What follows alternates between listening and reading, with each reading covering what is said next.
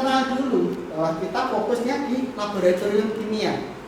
Sebelum laboratorium kimia, kita tahu apa itu laboratorium. Ya. Ruang. Di mana ruang itu ada fokusnya ada alat dan bahan. Nah, alat dan bahan itu digunakan untuk apa? Untuk eksperimen. Eksperimen bisa praktikum, ya, bisa penelitian, bisa pelatihan. Ya, kalau misalkan seperti kuliah, mungkin di ruang kuliah seperti itu.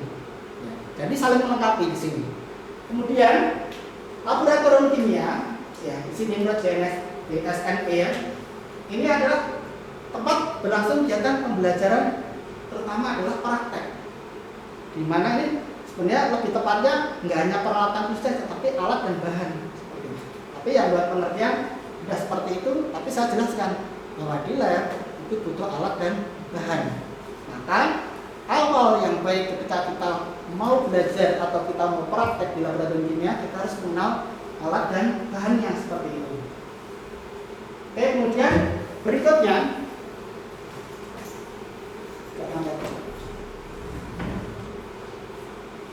alat. Ya. Alat ini kita kategorikan berdasarkan bahan penyusunnya. Saya di sini sambil bisa menunjukkan ya. Itu ada yang terbuat dari gelas, contohnya ini. Ya. Ini alat gelas. Kemudian ada yang terbuat dari logam. Nah, ini logam. Nah, seperti itu. Kemudian ada yang dari plastik. Ya, plastik. Kemudian ada yang buat karet. Ini karet. Kemudian ada yang buat dari porselin seperti ini. Ya. Kemudian ada yang terbuat perpaduan bahan. Ini kan ada logam, ada karet. Seperti itu perpaduannya. Dan ada yang lain juga. Itu berdasarkan bahan penyusunnya. Kemudian untuk kategorinya itu kita ada dasarnya. Permen RB ya, Peraturan Menteri Pendayaan Aparatur Negara. Itu nomor 7 tahun 2019 bahwa alat itu dikategorikan alat kategori 1, alat kategori 2 dan alat kategori 3. Bedanya apa sih Pak? Di sini kita lihat di sini yang kanannya itu kategori. Kategorinya ada kategori 1, kategori 2, 3, kemudian perbedaan di sini. Pertama adalah pengoperasiannya. Kalau kategori 1 itu pengoperasiannya dianggap mudah. Kemudian kategori 2 itu sedang, kategori 3 itu sulit. Itu juga untuk perawatannya sama, resikonya juga sama. Nah, pengukuran itu berarti kecermatan akurasi, tapi ini dibandingkan ya. Bukan berarti kalau alat nanti kategori 1 enggak. Ketika dibandingkan dengan kategori 2 dan kategori 3 seperti itu. Kita itu pintar, misalkan mbaknya tadi pintar itu kan. Tapi ketika dibandingkan dengan yang lain, berarti ada pembanding. Jadi termana seperti itu. Kemudian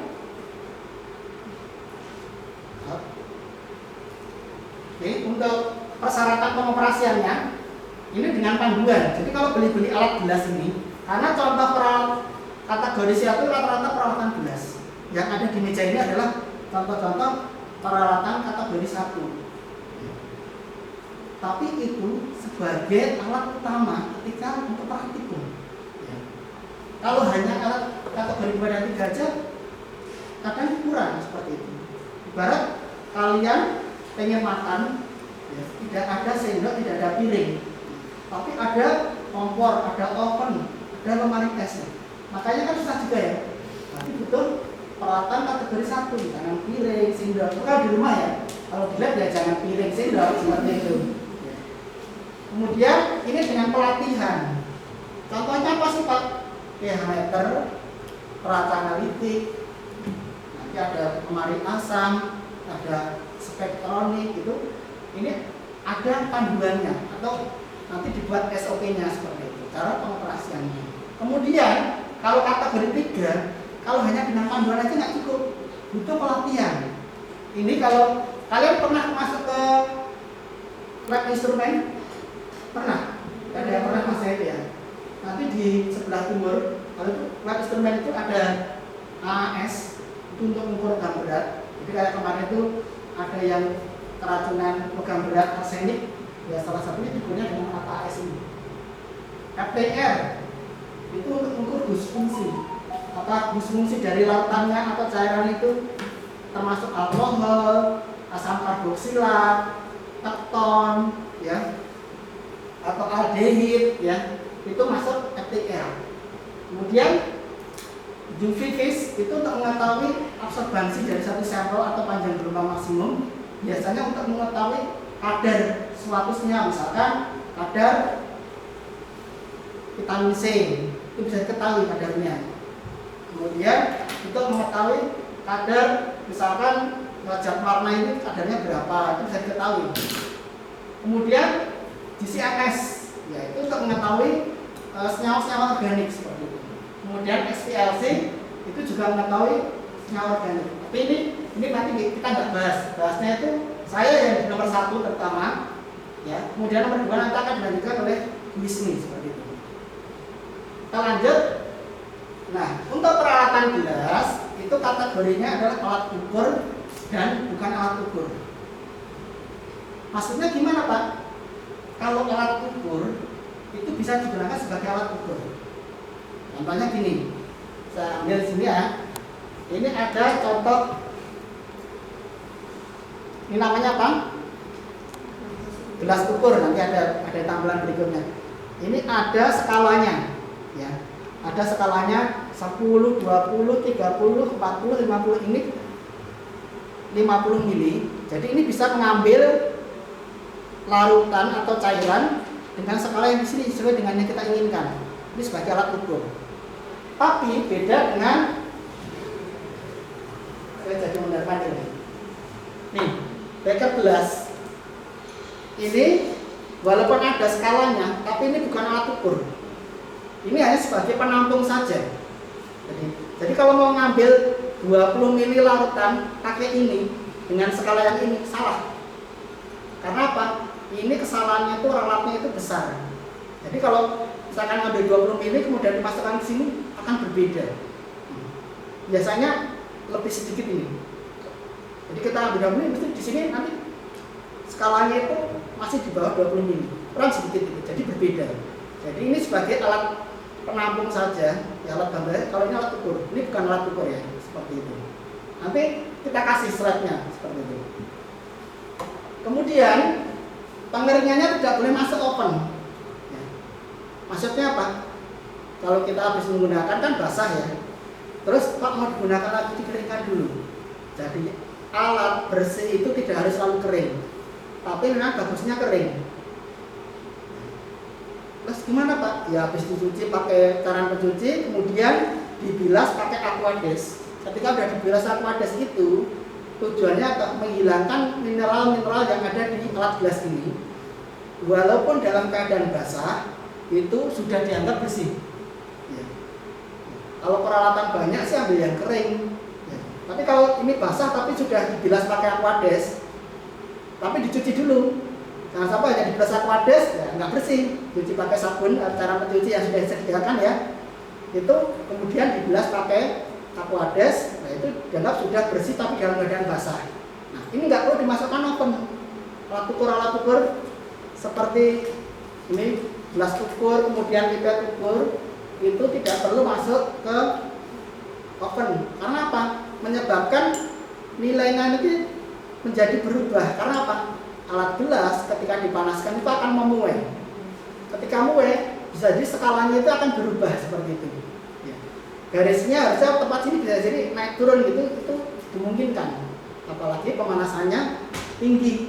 Jadi alat ukur itu tidak boleh dimasukkan dalam oven. Contohnya itu pipet ukur seperti ini, pipet volume seperti ini. Nanti saya tunjukkan bedanya apa. Kemudian gelas ukur seperti ini dan yang lainnya.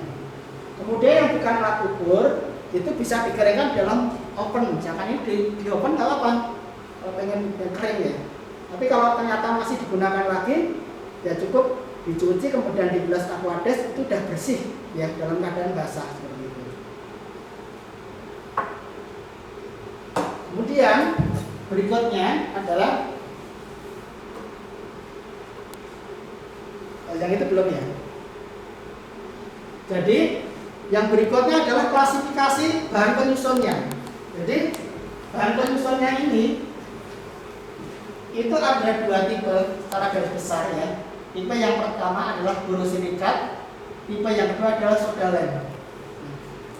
Ini tahan terhadap bahan kimia, tahan terhadap panas yang tinggi.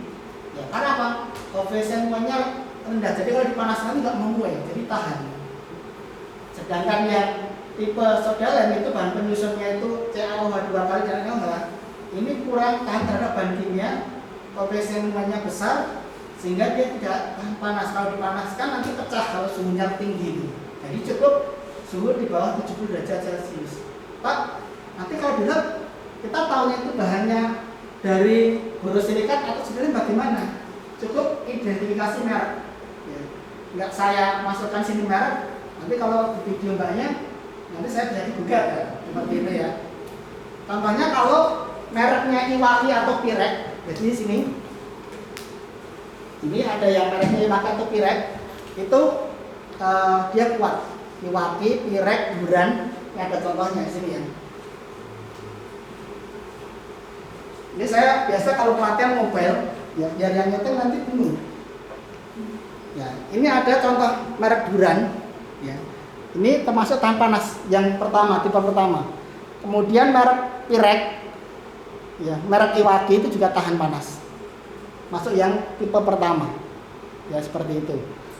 Nah dulu pertama kali yang paling banyak adalah mereknya adalah Iwaki Pirek. Tetapi perusahaan ini akhirnya pecah. Iwaki berdiri sendiri, Pirek berdiri sendiri. Nah sekarang adanya mereknya Pirek sendiri, Iwaki sendiri. Kadang ada praktikan ketika memecahkan alat kan mengganti ya, Pak, saya mencari yang mereknya Iwaki Pirek itu nggak ada. Ya. Adanya Iwaki atau Pirek nggak apa-apa, kualitasnya sama itu, seperti itu. Artinya perusahaan sudah berdiri sendiri ya. Mungkin mbaknya ini dulu bersaudara mendirikan suatu usaha, namanya misalkan siapa, ya, kayak Iwaki Pirek, kemudian wah berdiri sendiri, tapi kualitasnya masih sama. Pak, kalau yang tipe kedua, yang mereknya ini Herma, mereknya Herma itu kurang tahan terhadap panas, sehingga biasanya kalau mau gunakan praktikum kemudian penelitian kita tanya ini mau untuk pemanasan atau enggak. Kalau untuk pemanasan maka kita biasanya siapkan untuk yang mereknya Duran, Iwaki atau Pirek seperti itu. Dari sini ada pertanyaan? Anda kita lanjut yang berikutnya ya. Kita masuk ke peralatan kategori 1. Ya. Yang pertama adalah ini nanti tidak saya sampaikan semua, tapi yang saya kasih tanda bintang itu adalah nanti alat yang kalian gunakan besok ketika pelatihan. Ya. Jadi saya menggarisbawahi nanti yang digunakan untuk pelatihan. Kalau yang lainnya nanti kalian bisa baca sendiri, ya, atau nanti bisa cari referensi yang lain seperti itu, saling melengkapi. Sekarang tabung reaksi jelas ya, udah paham semua ya. Ini untuk bisa menampung sampel, bisa padatan, cairan, bisa untuk mereaksikan ya bahan kimia, tapi untuk yang cuma sedikit ya. Bisa juga untuk memanaskan. Biasanya pada uji kualitatif ya, uji nyala seperti itu pakai tabung reaksi. Kemudian yang berikutnya yang nomor 2 adalah rak tabung reaksi. Ini pasangannya ya. Karena apa? Kalau nanti tabung reaksi misalkan dalam satu kelompok itu butuhnya itu 10, kalau nggak ada raknya nanti semuanya pegang ini, nggak bisa kerja, sehingga perlu alat bantu namanya rak. Ya. Nah rak ini ada 2 jenis, ada yang besi sama ada yang kayu. Masing-masing punya kelebihan dan kelemahannya. Kalau rak besi ini kalau misalkan yang nyuci tabung reaksi nggak bersih, ada misalkan bahan-bahan yang korosif, maka kita rak-raknya itu udah banyak yang korosif. Tapi kalau yang kayu itu mudah lapuk dan mudah terbakar seperti itu bedanya. Jadi pasangannya. Jadi kalau misalkan setelah mencuci posisinya ditaruhnya terbalik ya, diterbalik agar apa? Kering seperti itu. Dari sini ada pertanyaan? Atau saya lepas saja boleh? Boleh ya, biar jelas ya. Ya. Oke, mohon maaf. Salah udah Vaksin 1, 2, 3 aman. Isinya sudah lengkap juga ya. Oke, berikutnya nomor 3. Nah, ini saya kasih bintang. Maksudnya apa? Beker gelas atau gelas beker, ada yang nyebut gelas kimia, ada yang nyebut gelas piala. Ini sama ya. Sama maksudnya kantor penyebutannya. Tapi biasanya kalau kita di lab itu beker gelas seperti itu. Ini banyak yang paling sering digunakan. Ini contohnya seperti ini. Ini beker gelas. Ini kembali lagi bukan alat ukur. Walaupun ada skalanya, tapi ini bukan alat ukur ya. Skalanya untuk apa, Pak? Jadi kalau misalkan kita mau menampung larutan 500 mili ya jangan pinjemnya yang 100 mili. Ya enggak? Kira-kira pinjemnya berapa mili? Ya 500 mili. Karena apa? Ketika ini 100 mili sebenarnya dia menampung lebih dari 100 mili. Karena apa? Skala 100 mili itu cukup di sini. Artinya dia lebih besar seperti itu. Ya, tapi ini bukan alat ukur, hanya untuk penampung saja. Jadi memperkirakan kira-kira kita akan menggunakan beker gelas itu yang ukuran berapa. Jangan sampai pas cara kerjanya itu butuh beker gelas misalkan menampung larutan volume totalnya itu 150 mili. Ya kalau pakai ini tuh tumpah nanti nggak cukup seperti itu. Nanti pakai yang bisa 200 mili ya, ada ukurannya. Yang di lab kita tuh ukuran paling kecil ada yang 25 mili, ada yang 10 mili ya, dan ada yang 30 mili, 50 mili ya, kemudian 100 mili. Tapi nggak perlu kalian hafal. Ya, nanti ketika sudah biasa nanti lama-lama kan menjadi biasa seperti itu. Nah, ini untuk apa Pak tujuannya? Menampung larutan jelas. Jadi kalau larutan itu mau digunakan, tampung di sini dulu seperti itu. Kemudian memanaskan larutan, jadi dipanaskan. Ya. Kemudian ada alat bantunya nanti seperti itu. Kemudian menguapkan pelarut. Jadi kan ada ya. Pelarutnya itu mau kita kurangi, dipanaskan. Ya, seperti itu. Itu bisa pakai beker gelas. Nah, kira-kira kalau mau panasan kita pakai yang banyak borosilikat atau soda lem? Borosilikat. Yang biasanya mereknya apa? Pirek ya. Ini nanti di garis ya Mbak mereknya. Nanti saya gitu. Ya kan? Kemudian untuk mereaksikan bahan kimia. Tadi kan kalau sama tabung reaksi tadi untuk mereaksikan bahan kimia. Tapi kan cuma sedikit. Kali ini kan besar seperti ini. Bisa untuk melarutkan campuran zat padat juga. Atau yang cair-cair juga bisa dicampurkan seperti itu. Ya, sama. Dari sini jelas? Jelas ya? Berikutnya Erlenmeyer. Ya, ini karena besok kelihatannya nggak dipakai, jadi biasanya ini digunakan untuk paling besar titrasi. Ya. Yang sebagai untuk titerannya yang di bawah. Kalau yang di atasnya apa? Pasangannya Erlenmeyer. Nah, buret, ya. Jadi yang panjang itu buret. Nanti ada juga tampilannya. Ini juga nggak saya bintang karena mungkin, tapi saya sampaikan juga bahwa ini bukan alat ukur. Kembali lagi ini bukan alat ukur, walaupun ada nanti skalanya, ada volumenya seperti itu. Kemudian ini sebagai tempat zat atau larutan yang akan diterasi, jadi yang di bawah ya seperti itu. Kemudian untuk memanaskan larutan juga bisa, seperti beker gelas tadi. Menampung larutan juga bisa seperti itu. Mereaksikan bahan kimia juga bisa, tapi hampir sama dengan beker gelas tadi, cuma masing-masing punya kekhususan sendiri ya. Kemudian kalau biasanya untuk menyaring ya yang seperti ini, kita kan perlu alat bantu antara corong gelas dengan Erlenmeyer. Nah, nanti di dalam corong gelas itu ada kertas saring, yaitu menyaring. Untuk memudahkan penyaringan juga seperti itu. Jadi ada beberapa alat gelas itu penggunaannya bisa bersama-sama dipadukan seperti itu. Kemudian yang berikutnya nomor 5, labu ukur atau ada juga yang menyebutnya labu takar. Ini penting untuk membuat larutan. Teknik dasar itu penting. Ini saya bawakan di sini labu takar atau labu ukur seperti ini ya. Nah, ini sebagai alat ukur. Ya. Kenapa? Biasanya kalau membuat larutan, ya, larutan yang sudah jadi itu belum tentu bahannya semuanya itu dari cairan. Ya. Ada yang bentuknya dari padatan. Biasanya bahan yang bentuknya padatan itu banyak dari sini, ini padatan dalamnya. Ada yang nggak percaya? Ya. Silakan buka, nanti resiko tanggung. Seperti itu. Nah, ada yang dari cairan. Cairan seperti ini, ada yang dari plastik, ada yang dari botol gelap. Biasanya kalau yang bahan-bahan yang PA seperti itu, dia tuh botolnya seperti gelap ini. Kenapa Pak kok gelap? Biar tidak mudah berubah. Artinya biar tahan seperti bahannya itu. Karena ada bahan kimia yang sifatnya mudah teroksidasi, nah bahan kimia itu berubah seperti itu. Nah, kemudian membuat suatu larutan dengan volume yang diketahui secara teliti. Maksudnya bagaimana? Misalnya mau membuat contoh namanya NaOH ya. NaOH molaritasnya itu 1M. NaOH itu bahannya padatan. Kira-kira kita butuh padatannya berapa gram? Kalau kita mau buat 100 mili.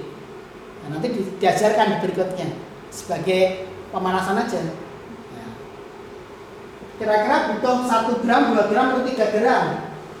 Pilih 1 gram ya. Butuh 1 gram. Nanti ada perhitungannya. M sama dengan G per MR kali V. V-nya 100 mili, MR-nya ada diketahui 40, ya G-nya yang mau ditimbang itu, M-nya itu yang mau dihitung. Ya, 1M ya. Maka kita butuh NaOH kita misalkan 1 gram. Ya. Caranya membuat ini menjadi 100 mili bagaimana? Ya, nanti akan diajarkan. Caranya dilarutkan dulu di dalam larutnya. Nah, aquades ya, larutkan dalam aquades. Ini harus dilarutkan dulu. Nah, tapi volumenya pelarutnya jangan sampai 100 mili. Ya, kurang dari 100 mili. Misalkan berapa Pak? 30 mili dulu atau 40 mili biar dilarut semua. Sedikit-sedikit larut. Ya. Nanti kalau udah larut semuanya, tuang ke Erlenmeyer. Labu ukur. Biru ya. Itu ya. Cut ya. Labu ukur sampai 100 mili, kemudian tambahkan aquades sampai tanda batas. Ya. Nah, ketika tanda batas ini sudah terpenuhi, caranya bagaimana? Lihatnya jangan gini, ya, atau jangan gini, tapi sejajar dengan mata kita, seperti itu. Sejajar dengan mata kita, seperti ini. Ya. Kalau perlu alat bantu, kertas juga di sini. Apa-apa biar kelihatan kalau misalkan cairannya atau larutannya bening ya. Nah, makanya ada syarat masuk mahasiswa pendidikan kimia atau kimia tidak buta warna. Ya, ada syaratnya nggak dulu? Ada. Ya, coba kalau buta warna, satu kelompok itu nggak bisa semua. Masa asistennya yang suruh itu kan? Kan nggak mungkin seperti itu. Ya. Sehingga sampai tanda batas. Tapi ingat yang perlu, kalau kita butuh ketelitian yang tinggi, di sini-sini kan biasanya masih ada pelarut cairan aquades, bersihkan. Ya. Bagaimana Pak bersihnya?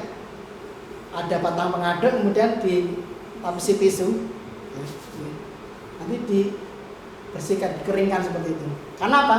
Kalau walaupun ini tanda batas, ketika sini ada cairan sedikit, kita ini tuh volumenya lebih dari 100 mili seperti itu.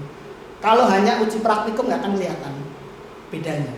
Tapi kalau udah diuji dengan instrumen, pakai AAS atau UV vis atau GCMS, kelihatan nanti perbedaannya. Karena apa? Mereka ketelitiannya lebih tinggi seperti itu.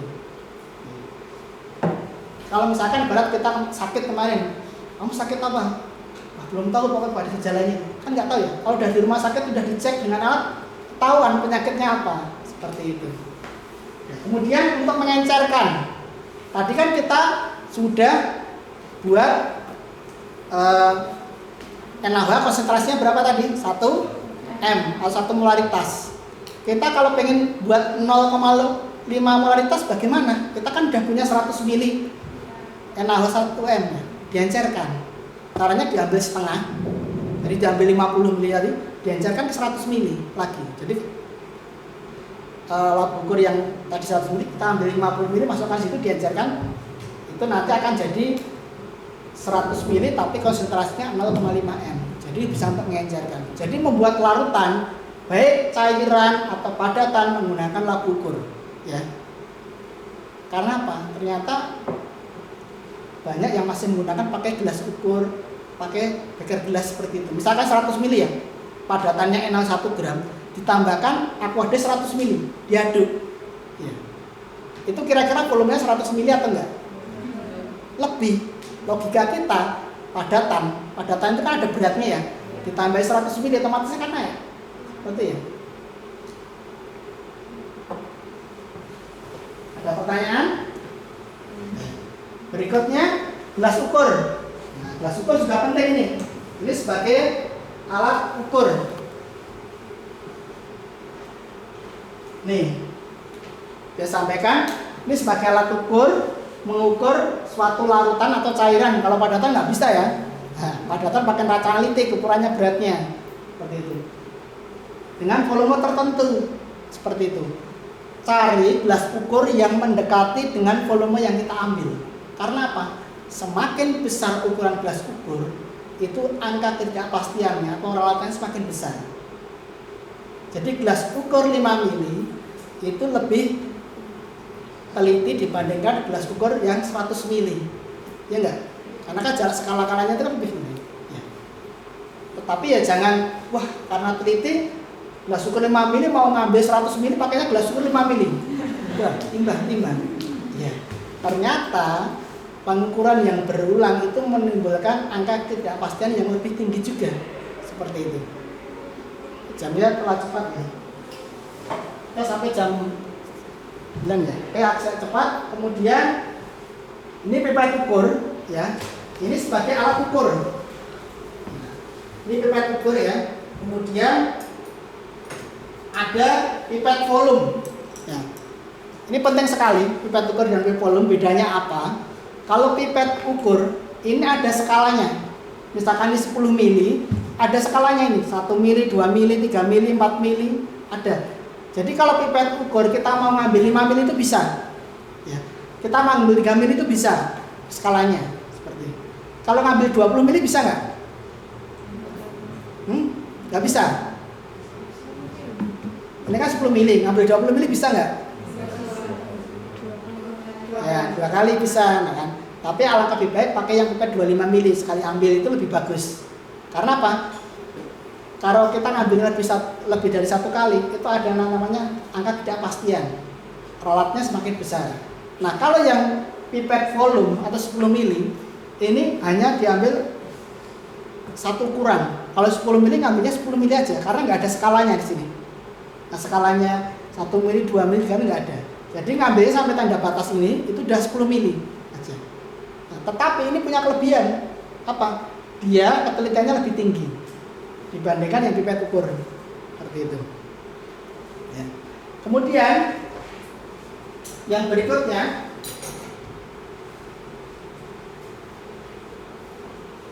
di sini pipet ukur dan pipet volume itu dihubungkan dengan bola hisap. Ya. Dengan bola hisap. Sudah pernah gunakan? Sudah ya. Ya, jangan sampai kebalik. Ini ada 3 ya. Yang pertama atas itu A, itu aspirate. Ya, artinya apa? Untuk mengosongkan udara di sini. Ya, caranya ditekan. Aspirate A yang di atas itu ditekan. Ya. Seperti itu. Kemudian dimasukkan. Ya, masukkannya jangan terlalu ke dalam. Jangan terlalu ke dalam ya. Karena apa? Di sini itu ada bola kecil. Kalau terlalu ke dalam nanti bisa ini bergeser, itu menyebabkan prinsip tekanannya berubah sehingga rusak bola hisapnya. Ya, tapi jangan terlalu nempel. Ya, nanti jatuh. Kalau yang sudah familiar, yang sudah ahli itu biasanya cukup 1 tangan. Yang sudah terbiasa. Tapi kalau yang belum terbiasa masih banyak berlatih pakai 2 tangan seperti ini. Takut jatuh seperti itu ya. Tapi nggak apa-apa. Ya, daripada merasa baru mulai terus 1 pecah. Jadi seperti itu. Nah, kemudian yang berikutnya ini ada tulisan S itu ya, section ya. Itu untuk nanti apa? Mengisap. Jadi cara yang di bawah itu harus ke atas. Nah, mengisap. Isap menyedot ya. Kemudian ini ada E ya. Untuk exhaust atau dia mengeluarkan. Jadi cairan ini keluarkan. Nah, prinsipnya nggak boleh ada gelembung udara ketika diambil. Ketika ada gelembung udara itu menunjukkan bahwa nilainya nggak sesuai nanti seperti itu. Jadi cukup dicelupkan seperti ini, ya, sampai batas bawah nggak apa-apa, ya, daripada nanti ngambang ternyata menimbulkan gelembung. Ya. Kemudian tarik, ya, posisi megangnya seperti ini ya benar. Tekan S, ya otomatis dia akan naik ke atas. Kalau sudah, nah kalau misalkan ternyata dia netes, ganti bola hisapnya, berarti bola hisapnya sudah tidak normal. Nah, kemudian dimasukkan ke labu, misalkan ke labu ukur ya. Nah, kalau bisa, ini ujung itu harus masuk di bawah tanda batas. Ya, biar apa? Bahannya tidak ke atas ini. Karena apa? Nanti ketika kita keringkan, jangan sampai nanti larutannya malah yang diambil. Kalau pelarutnya nggak apa-apa, masukkan ke bawah tanda batas, kemudian tekan. Nah, saya kasih contoh seperti ini. Nah, ini bagian yang penting ya, kita tekan S seperti ini. Kemudian kita ambil ya, misalkan kita harus jajar seperti ini. Nah, jangan sampai tetes, kemudian jangan sampai ada ini gelembung. Ya. Kemudian cara mengeluarkannya, ya, ini cukup ini aja. Tekan ini. Nah, yang perlu diperhatikan adalah sisa yang terakhir. Karena ada pipet ukur, itu ada dua kategori. Kalau ini misalkan 10 mili, kemudian yang di bawah ini adalah 9, maka di situ berarti semua yang ada di dalam ini adalah 10 mili sampai bawah harus habis. Pak, cara yang habiskan gimana? Nggak mau Pak. Tekan yang angka ini, yang E ini. Ini ditekan gini, digoyangkan aja. Ya, dia keluar. Ini seperti ini. Dia akan keluar nanti habis. Kalau enggak, ini misalkan dikembangkan lagi, kemudian ditekan gini juga bisa keluar seperti itu. Tinggal pilih yang mana. Ada dua cara. Karena ketika kita ngambil 10 kemudian masih ada, berarti belum 10 mili itu keluar semua. Makanya sekarang ada pipet ukur itu yang di sini itu angkanya 10, berarti nggak boleh habis. Jadi skalanya 10 ya sampai angka 10 gitu. Tapi kita harus hati-hati, jangan sampai keluar semua, berarti lebih dari 10 mili. Apa ada Pak? Ada ini contohnya ya. Ini 1 mili. Sampai 1 mili itu ada yang di sini itu 0,9, ada yang 1. Jadi kalau yang 0,9 berarti kita harus, kalau 1 mili harus semuanya habis. Ya. Tapi kalau misalkan yang 1 berarti cuma sampai tanda sini aja, berarti masih ada sisa. Seperti itu. Jadi ketika menggunakan pipet ukur dilihat dulu. Kalau perlu dihitung 10 mili, benar nggak seperti itu? Ya, penting ini. Kemudian yang berikutnya pipet tetes. Ya, pipet tetes saya kan tidak tahu ya. Ya kalau bisa yang panjang, ya, kemudian yang bersih.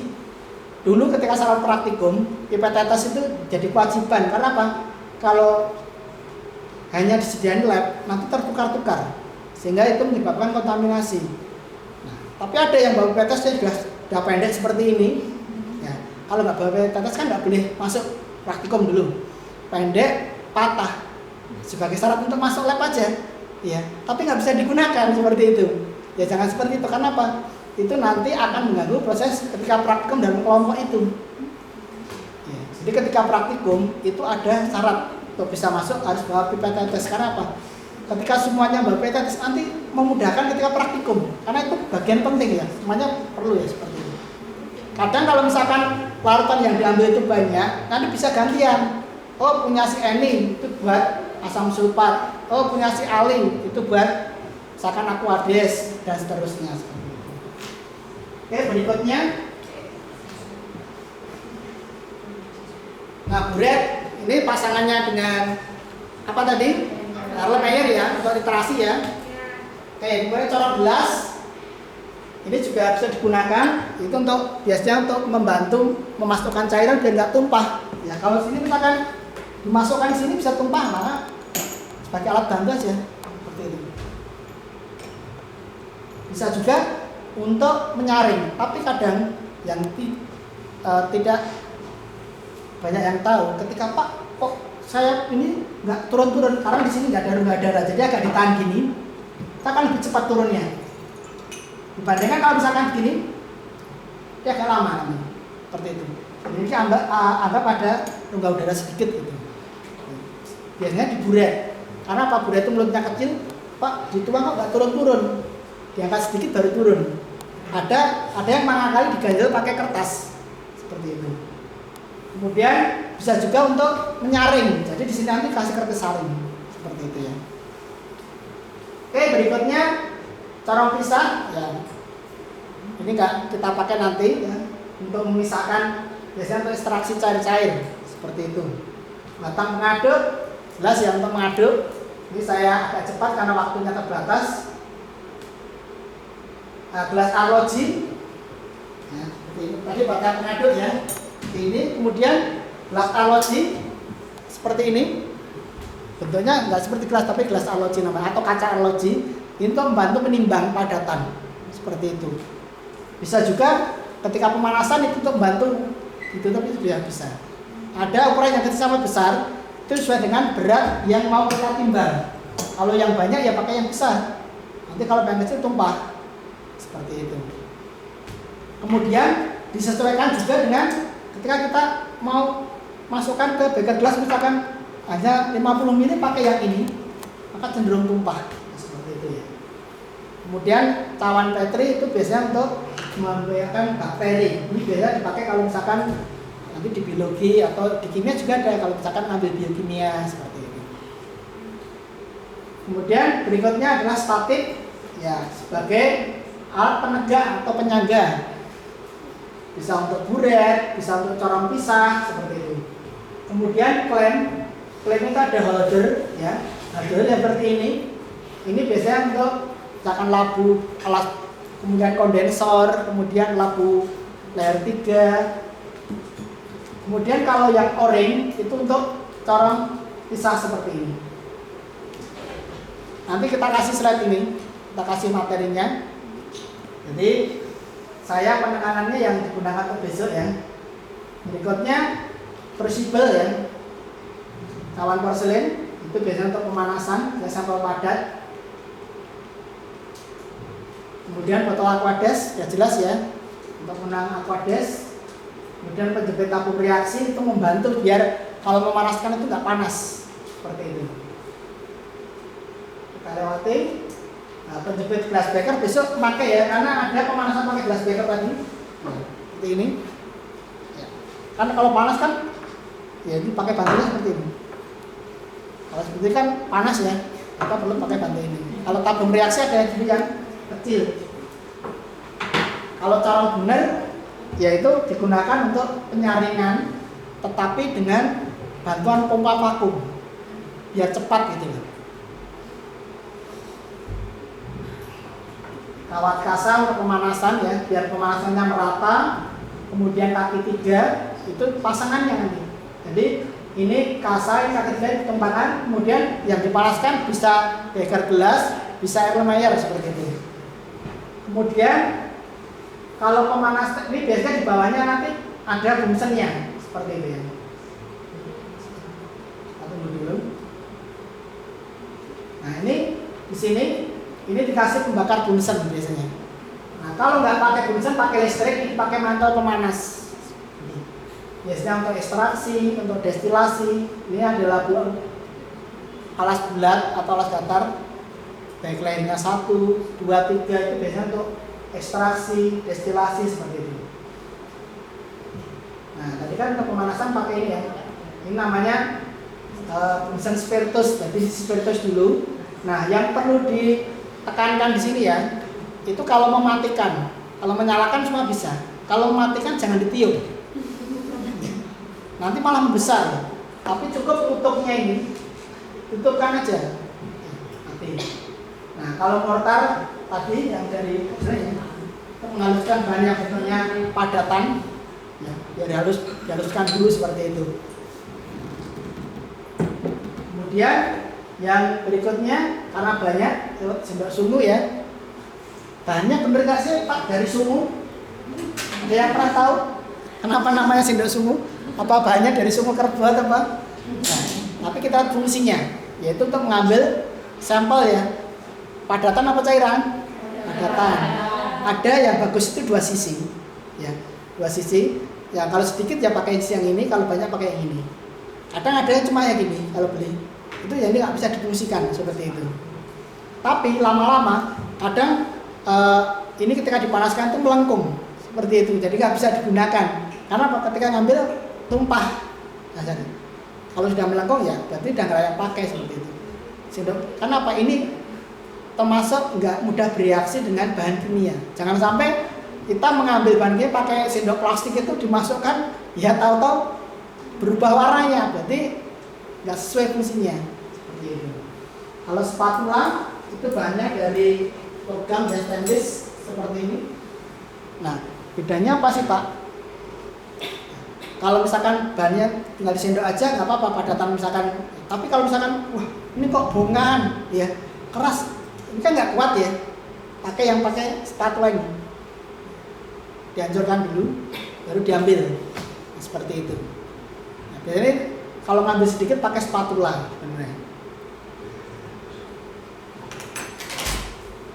Kemudian berikutnya termometer, saya yakin tahu ya, Pak, kenapa kok waktu masuk itu dites suhunya nggak pakai termometer, susah kan? Harus masukkan ke, ya, ini untuk praktikum saja seperti itu. Kemudian kawat mikron itu untuk biasanya uji nyala. Ini misalkan ini logam apa, BR, CL, itu kan masing-masing ada warna spesifik. Caranya apa? Dimasukkan ke dalam larutan ini kemudian dibakar. Nanti warnanya akan muncul yang spesifik, seperti itu. Biasanya nanti di praktikum kimia analitik atau kimia dasar itu ada.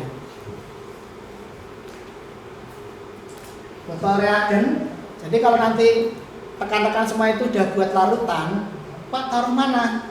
Taruh di botol reagen. Nah, botol reagen itu ada yang warnanya gelap, ada yang warnanya bening, seperti ini. Bedanya apa Pak? Kalau yang gelap itu biasanya yang bahan-bahan yang tidak mudah, yang mudah teroksidasi. Kalau ini yang tidak mudah teroksidasi. Jadi kalau nanti misalkan besok kalian membuat I2, itu ada yang mudah teroksidasi, maka taruhnya di sini yang gelap, seperti itu. Atau misalkan kalium dikromat, kalium permanganat, itu juga mudah teroksidasi, taruh pada yang gelap seperti ini. Kemudian kaca preparat itu biasanya untuk melihat pasangnya di mikroskop nanti. Ya. Kemudian untuk manometer itu untuk mengukur massa jenis. Ya. Karena Bapak kok bisa Pak? Ini kan ada volumenya, ya kan? Kemudian ditimbang dulu nanti. Manometer kosong itu ditimbang. Kemudian cairannya habis itu dimasukkan situ, volumenya kan 50 ml. Kemudian ditimbang. Nah, ketemu berat jenisnya, massa per volume.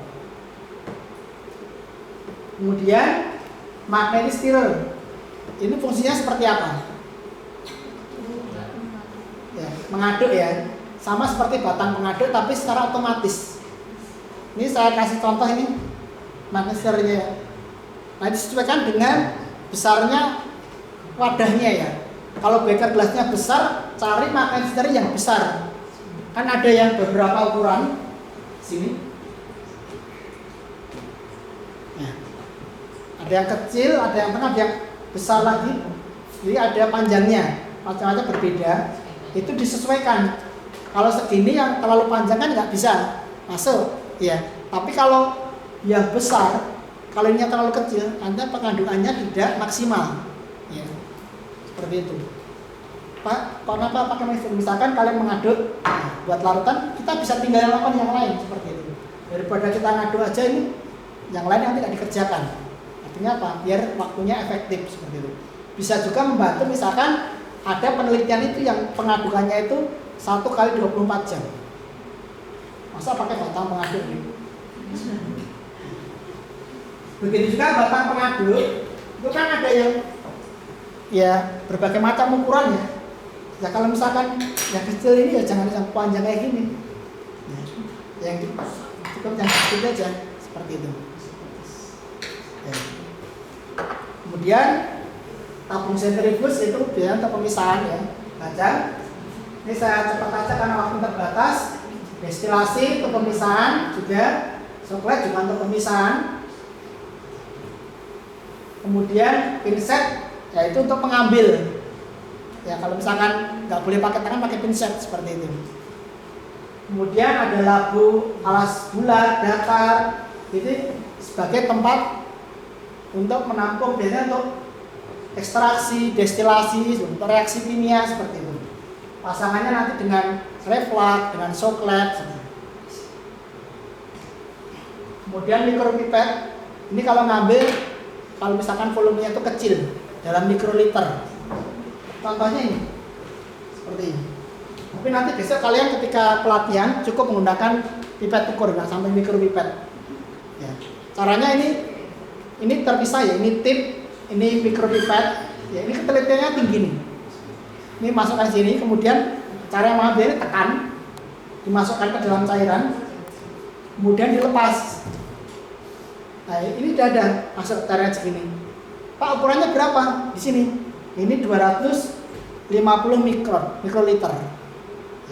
Kan 1 mili 1000 mikroliter. Pak, kalau misalkan kita ngubah, ini tinggal diputar-putar aja. Kalau udah mengeluarkannya, tinggal ditekan aja. Udah segitu aja. Kalau misalkan ngambil 500 mikroliter ya tinggal diputar aja. Ini pengaturannya. Kemudian skalanya ada di sini. Ini untuk pengambilan 10 sampai 100 mikroliter misalnya seperti itu. Jadi kita bisa ngambil antara 10 sampai 100 mikroliter. Oke, berikutnya. Nah, tadi untuk alat kategori 1 itu sudah semuanya. Ada pertanyaan? Untuk alat kategori 1? Tidak ada? Tidak ada, kita ke alat kategori 2. Ini adalah yang saya tampilkan, itu yang sering digunakan di lab kimia. Tetapi kalian nanti ketika pelatihan, itu yang digunakan adalah pertama neraca analitik. Kemudian ini adalah pH meter. Kemudian ini adalah flat Manning stir. Ya, flat tapi ada Manning stir. Nanti akan diajarkan oleh kuis ini ya, terkait dengan penggunaan alat ini. Ya. Kemudian kalau ini lemari asam. Jadi kalau penggunaan bahan yang berbahaya B3 itu lemari asam.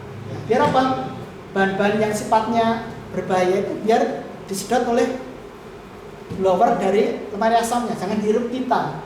Kita cukup dapat ilmunya saja. Ya. Jangan yang bahaya-bahaya kita ambil ya. Masa biar semuanya dapat kok. Kemudian ini centrifuge, ini spektronik, ini oven seperti itu. Tapi nanti kalian gunakan 3 ini ya. Neraca analitik, kemudian pH meter sama hot plate magnetic stir. Kadang hanya hot plate saja, berarti nggak ada magnetic stir. Jadi nanti bisa untuk putar ini ya. Seperti ini. Kemudian kita menginjak yang berikutnya adalah bahan. Nah, ini kan sudah jam 9:10 ya. Nah, bahan, kenapa kita perlu mengenal bahan? Agar tahu cara penggunaannya dan terhindar dari bahayanya. Jadi kita tahu cara penggunaannya, terhindar dari bahayanya. Seperti itu. Kemudian berdasarkan wujudnya, ada bahan yang bentuknya padat, ada yang bentuknya cair, ada yang bentuknya gas. Seperti itu. Kalau padat jelas, cair jelas, gas Pak, itu kan bukan gas padat, maksudnya dalamnya itu. Dalamnya itu isinya gas. Iya. Kalau saya menunjukkan gas ya nggak mungkin ya. Seperti itu. Kemudian berikutnya terkait dengan bahan kimia itu ada tingkat kemurnian. Seperti itu. Kemurniannya itu ada yang tingkat paling yang tinggi itu PA. Itu kemurniannya 99 sampai 99,9%, hampir 100. Hampir 100, karena yang 100 mungkin jarang mesti ada tip motor ya. Nah, ini biasanya untuk misalkan untuk pengujian yang sifatnya kuantitatif ya. Kalau penelitian pakai harganya paling mahal ini. Kemudian tingkat di bawahnya itu provide, itu kemurniannya tingkat di bawahnya. Biasanya kalau penelitian belinya cukup ini aja bisa, kadang malah yang teknis seperti itu. Ya kelebihannya karena dia bagus, murni, otomatis ketika kita untuk penelitian, untuk praktikum itu akan data yang diinginkan akan lebih terbentuk itu, yang diinginkan itu. Karena nggak banyak pengotor seperti itu. Biasanya untuk praktikum atau percobaan analisa yang kuantitatif untuk skala praktikum masih masuk ini. Tapi kalau yang teknis, ya ini nanti banyak pemotornya ya, tapi ada lebih murah. Tapi nggak apa-apa kalau untuk kualitatif seperti itu. Nah, ini contohnya ya. Ini kalau misalkan yang PA, ini nanti di bahan kimia itu ada keterangannya. Ini berapa pemurniannya, seperti itu. Misalkan ini saya bawa, kita kemudiannya. Ini ada persentasenya. Kemudian di metanol ini ada tulisannya 99,9% di sini di wadahnya ini. Ya. Kemudian di etanol ini juga ada kemudian nih yang jelas ya. Kalau ini yang masuk purified yang nomor 2 ini 95 sampai 97%. Sulfuric acid berarti apa ini? Asam sulfat. Ya, asam sulfat ya.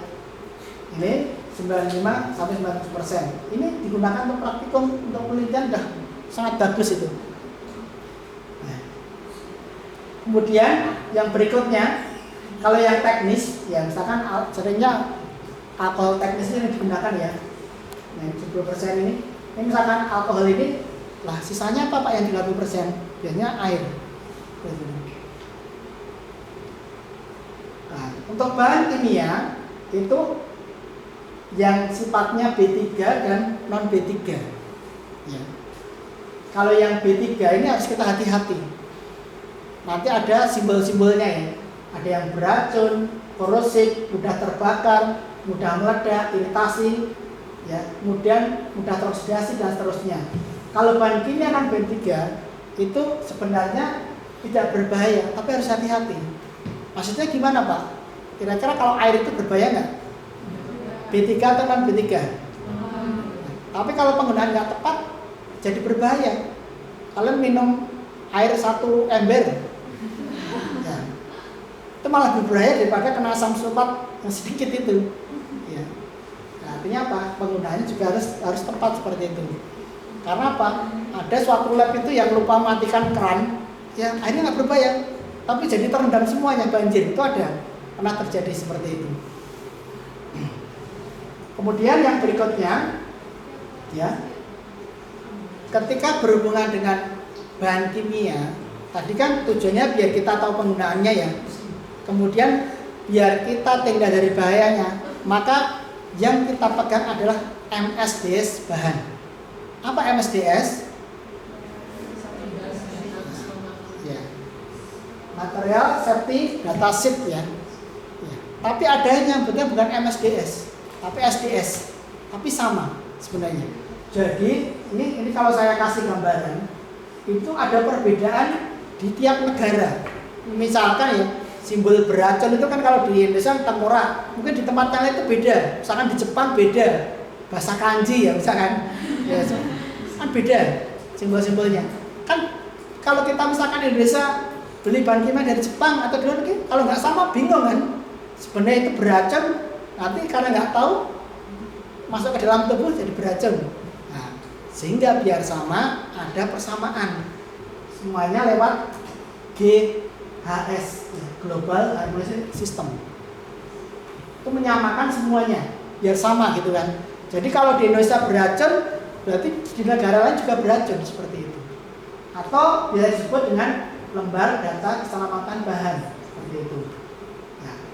Biasanya ini tahun 2012 ini yang peraturan Menteri Perindustrian ini, baik itu namanya SDS atau lembar data atau misalnya MSDS, itu yang jadi panduan syaratnya apa?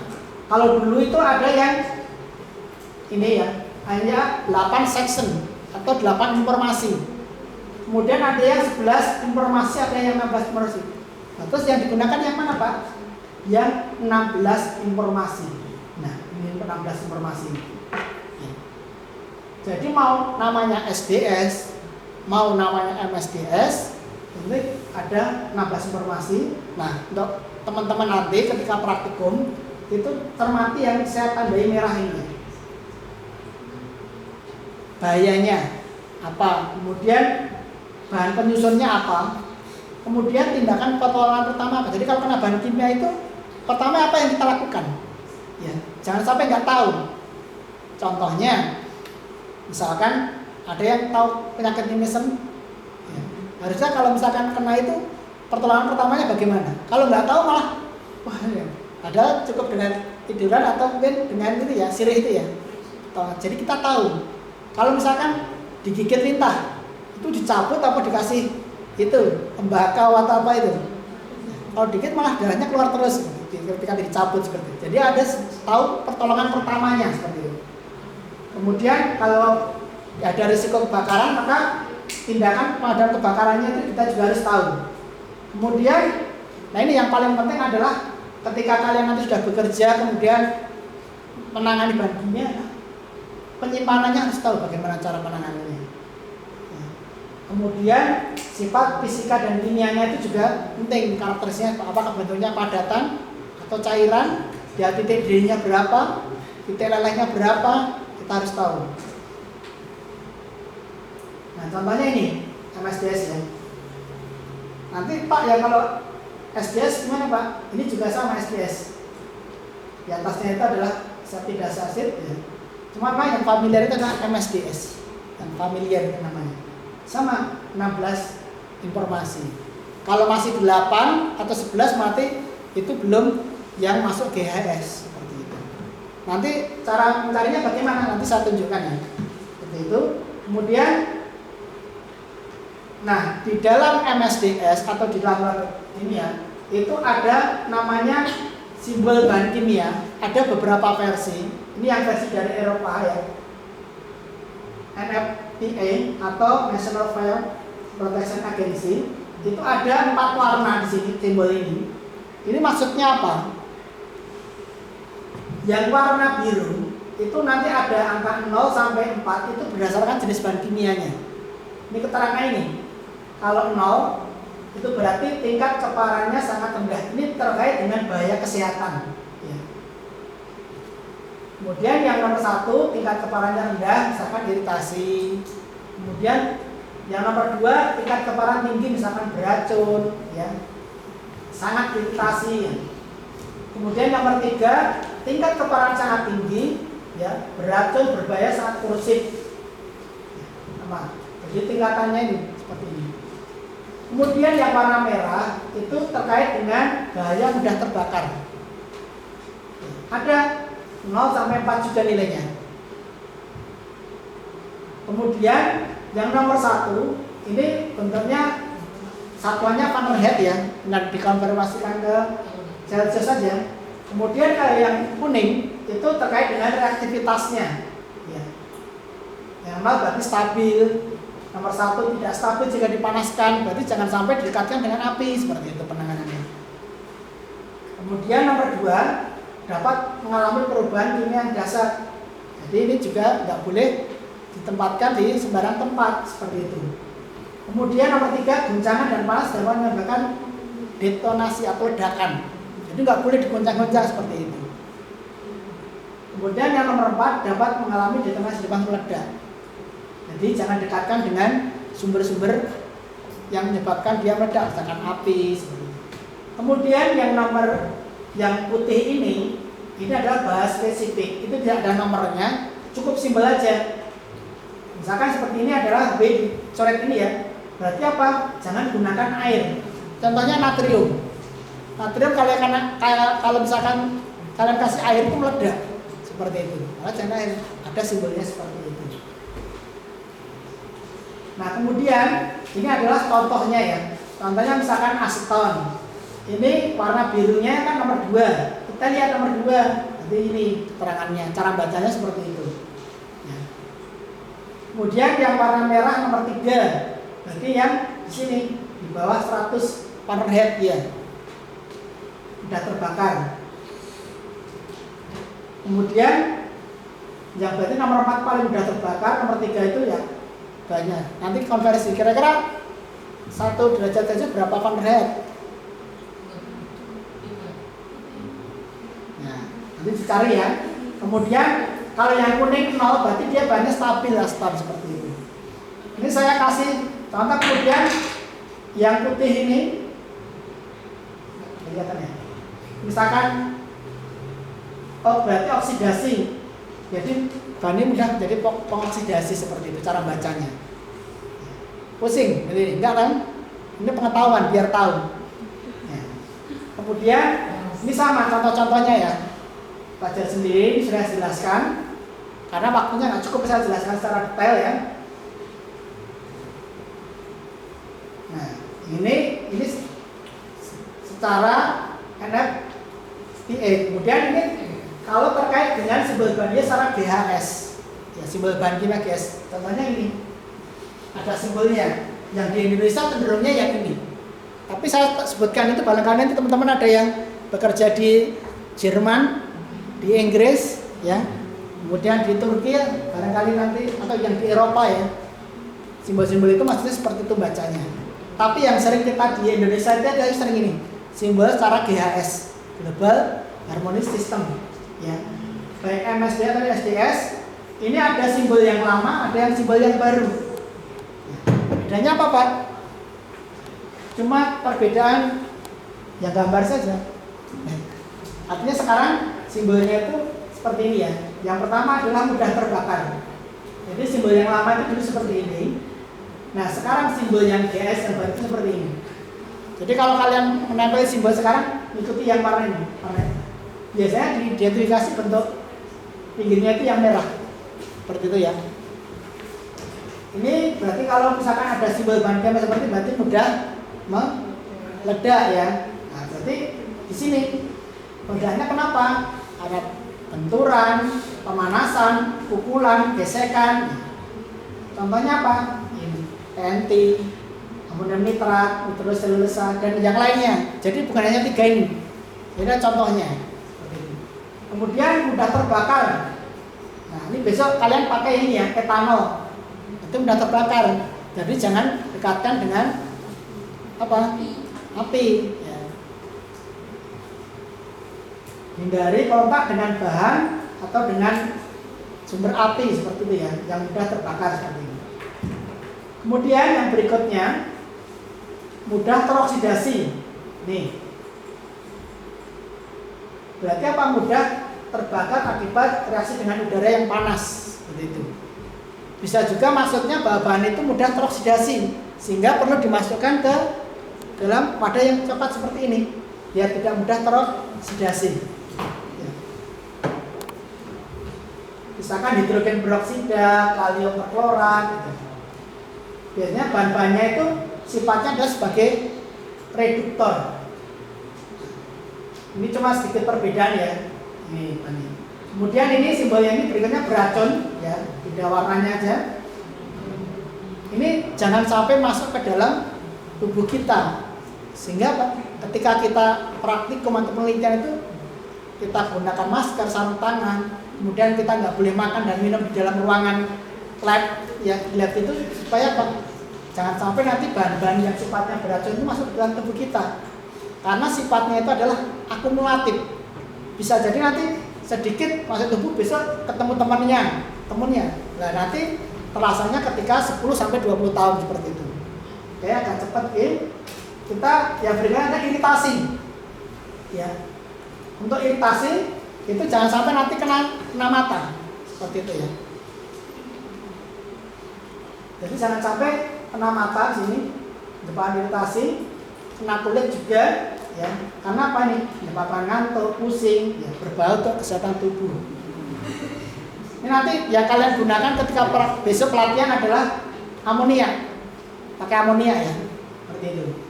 Kemudian korosif, merusak jaringan kulit, jangan sampai kena kulit. Makanya pakai jas lab, pakai sarung tangan, itu apa?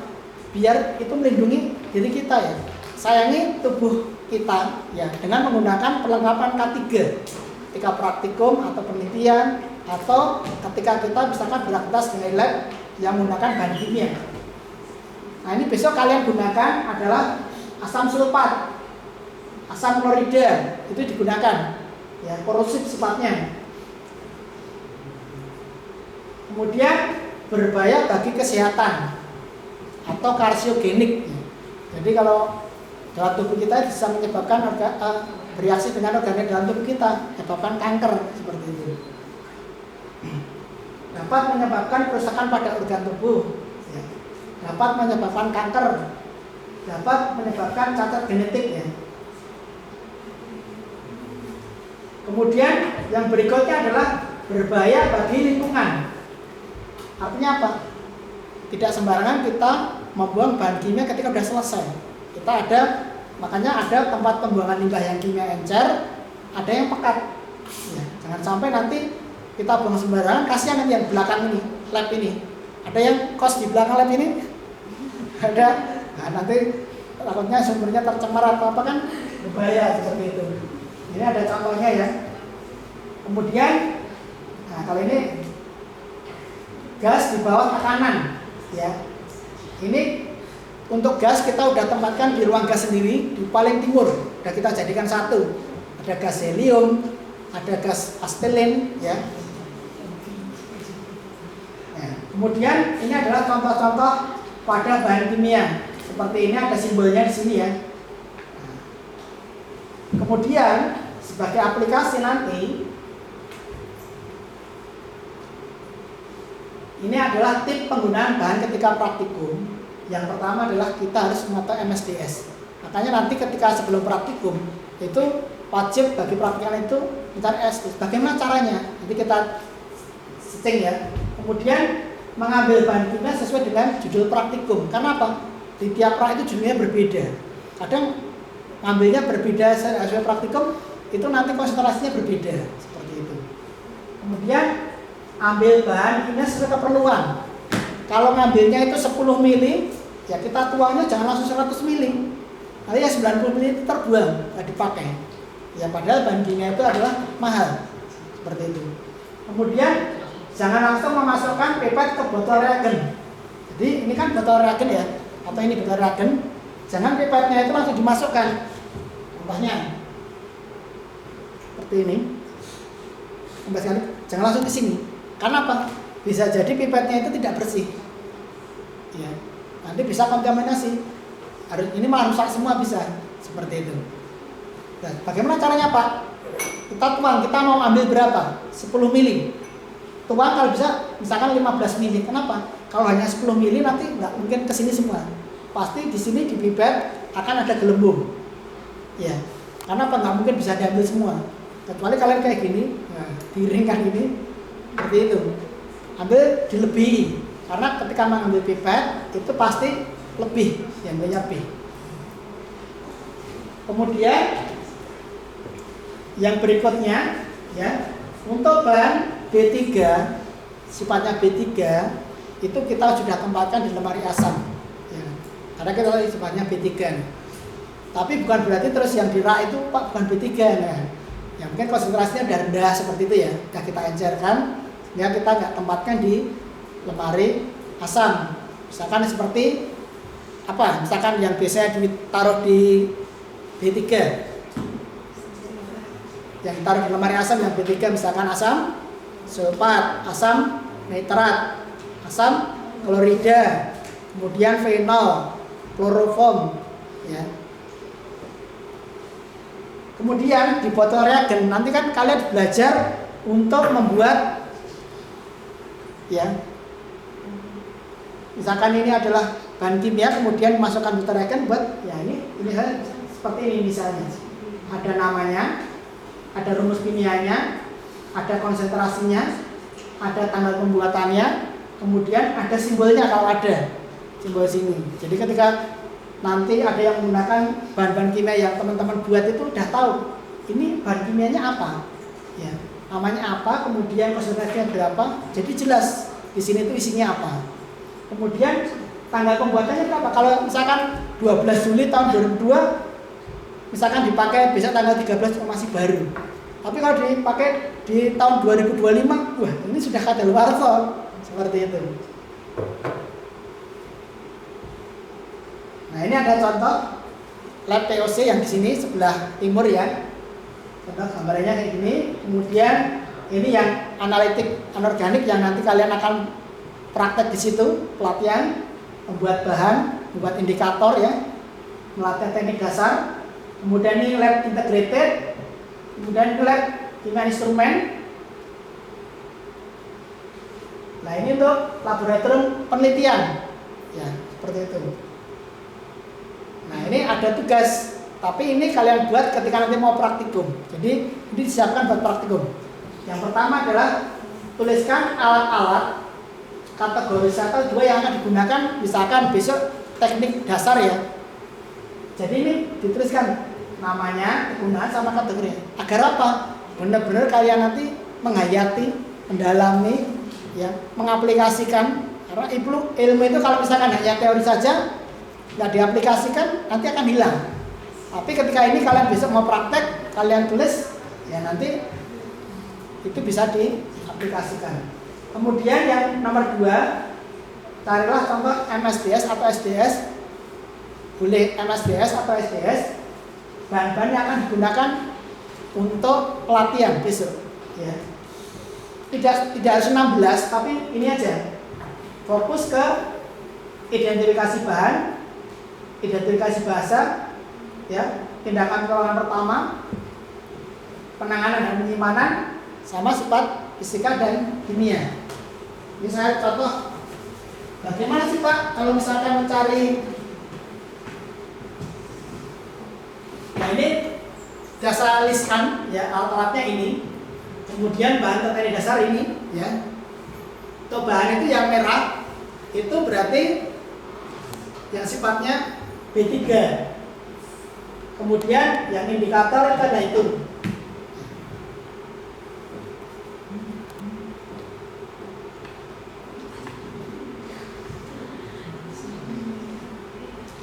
Ini nanti terakhir sebelum saya tutup, saya ajari bagaimana cara mencari itu ya, MSDS ya. Oke, ini oke, udah. Kemudian saya ajari cara mencari MSDS atau SDS ya.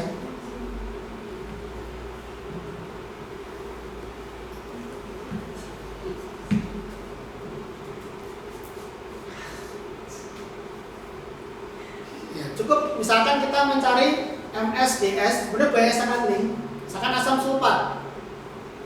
Boleh merek atau apa? Nah, di sini kita klik aja. Ini sudah langsung download nih. Banyak sekali linknya. Ini MSDS-nya. Ini kita lihat harus ada 16. Ini kan 1. Kemudian 2. Langsung ke bawah.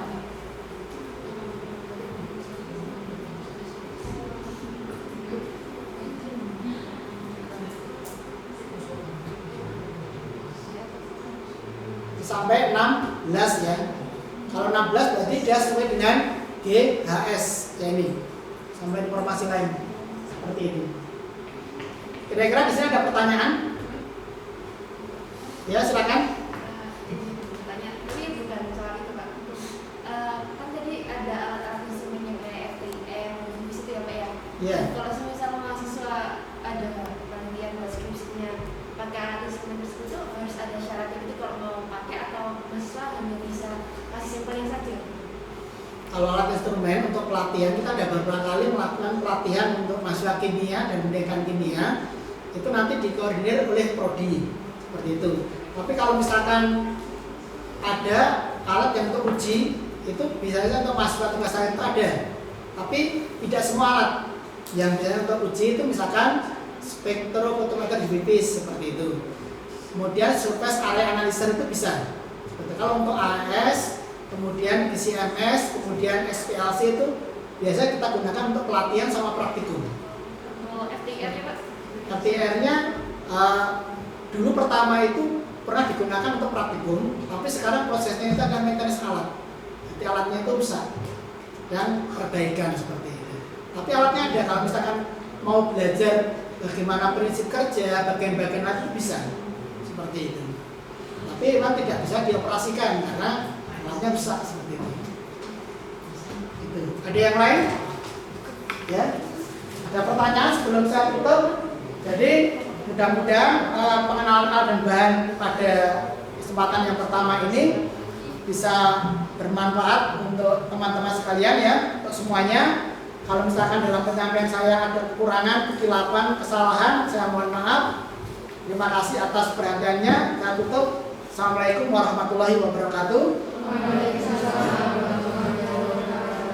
Kita akan dilanjutkan oleh rekan saya yang berikutnya.